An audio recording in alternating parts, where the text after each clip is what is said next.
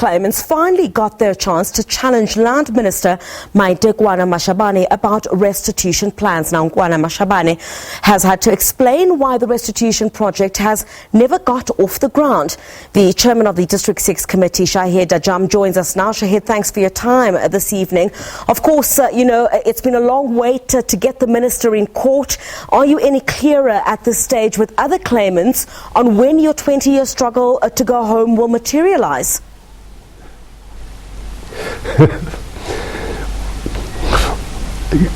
Good evening, Griselda, and thank you for having me. With regards to your question about the minister and whether we are any clearer, I must say that we are totally in the dark, because the sort of answers that the minister gave, to the court today is not what we expected. In the sense that all we wanted to know was, is there a plan, and how soon do you get us back home? And this has not been forthcoming from the minister. In fact, she has been ducking and diving today.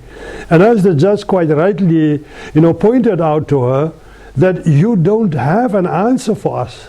You minister, you don't really have a plan. So what is it that she came to do at court today? We don't know. Look, in her affidavit, what we've already seen is that the minister is basically blaming a lack of funds and the amount of available land for these delays. But of course, you're not buying that, we understand. Yes. Well, it's like I say, that she has come up with these feeble excuses in order to buy more time, because in reality, as per the order already, in 2018, in November of 2018, when Judge Colopin ordered for her to come to court within 3 months, which was in February, that she should have come with the plan, and we know that she has not been working on that plan despite whatever she said in court today about them being nearer to some sort of plan. It was borne out in court today that there is in fact no plan. So the money is not the issue really. We knew for some time that it was going to cost a few billion. But the million-dollar question behind that is, what have you done with all the other millions that you have been receiving over the years to sort of develop District 6. So this is where the minister has gone horribly wrong today. And in fact, she had no answers for the court as to that real question. Where is the money that was given to you already in 2012? Yes, Shahied, of which the houses should have been finished in 2014. That's so now again, Yes. Apologies for that, Shahied. I actually wanted to stick on that point, because I think what could be quite more disconcerting here is the fact that there's a couple of 100 million that we understand that this came out in court that was made available by then former President Jacob Zuma for this process to get underway. Then what has happened to that money? Well, we would have liked to know, and she couldn't even answer the court, because that question was put to her directly by the judge, and she could not. In fact, she was dumbfounded when that question was floored, and so she could not answer it. We have known this for some time, and in fact, that is the first question we asked in 2013 when we came on board, the working committee. What happened to the 700 million? Up till today, we have no clear answer from the department, nor the minister, and neither the minister before her. So I think that the department and the minister herself has a lot to answer for. What concerns us, though, is the fact that many of those claimants that have claimed between 1995 and 98, many of them have died in the meantime, and that is very disheartening. And so today, we did not find closure in court today, and I'm sure that the judge, in his ruling next week, will mention all of these things. Fact of the matter is, people need to heal, Griselda. We have not healed. People need to find closure. They have not given us closure. So are we South African citizens, or are we not? But it seems that the minister refuses to take blame. I was looking back to some of the sentiments that she shared, and she basically refuses to put the delay blame at her doorstep. What do you make of this? Because it's been quite a while that you've been waiting, and I guess with her finally now coming to court, you would have been hoping for some answers, as you say. Well, that question was put to her time and time and again by our counsel, senior counsel Jeff Butlander today, as well as the judge, is to say, are you taking responsibility personally as the minister for not delivering restitution to District 6? And she was quite evasive of that. And that, in fact, is, it rubs salt into the wound here, because people wanted to know from her, people wanted to see her being forthright, people wanted to see her being honest today. I mean, she was in that dock for 5 hours. The least she could have done was to admit and just say, look, I am sorry. Let's start all over again. But she did not even do that.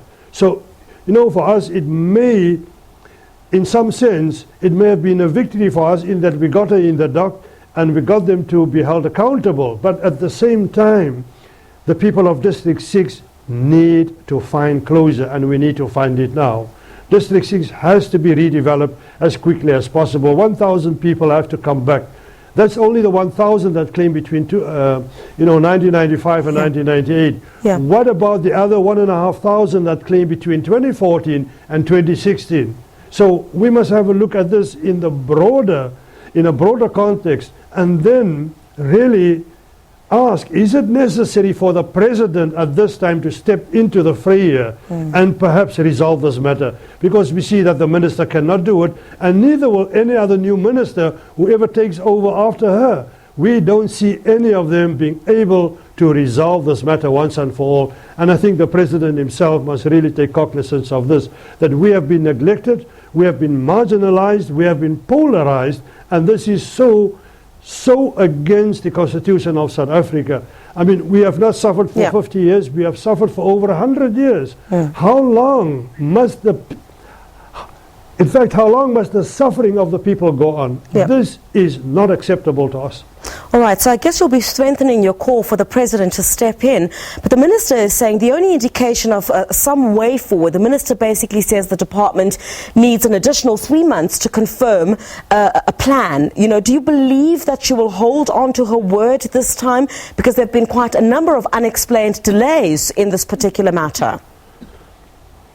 Griselda, I don't think that she'll hold on to the word. Again, the judge reminded her, how is it that you can now tell us that 3 months from now, in August, you'll come up with a plan, when you couldn't come up with a plan in the last 6 months when a court of law ordered you to do so?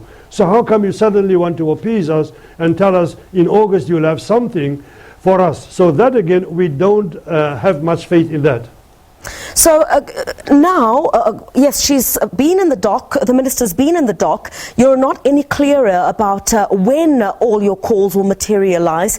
You're calling for the president to step in this matter, but what next?